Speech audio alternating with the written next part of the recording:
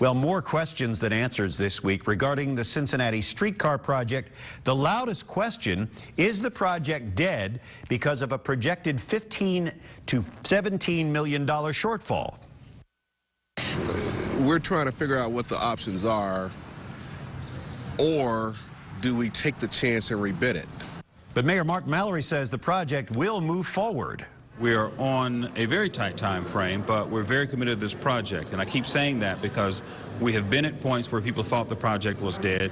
People certainly thought the project was dead when the governor took $52 million away from it. It wasn't dead.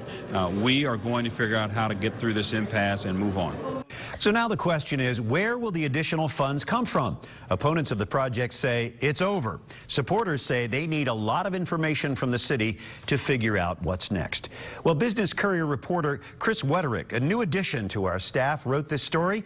He joins editor Rob Dahlmeyer in the studio with more insight. Rob and Chris? Brian, thanks. Chris, thanks for being here. Before I start asking about the streetcar, you just started with us last week. You came from covering the State House in Illinois for the Springfield Daily newspaper. But really the only question anybody here wants to know is, where'd you go to high school? I went to Lakota High School when it was one high school, not two. All right, so back in the dark ages. Yeah, back in the dark ages. So is the streetcar dead?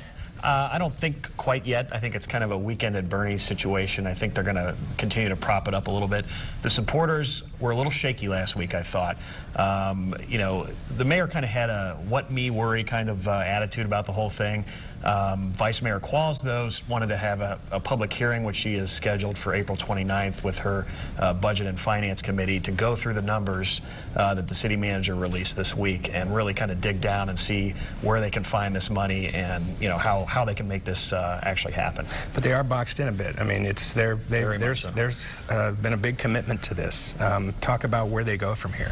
Yeah, the administration, I think, has really put the council members who favor this project in a box because they've voted to spend money. They're already spending money on building the streetcars themselves, but they won't have any tracks to go on if they can't figure out how to construct this and how to pay for it. So whatever solution the city manager offers up, I almost feel like the council members themselves are going to have to take a hard look at voting for it, no matter what it is, just because they've spent so much money already.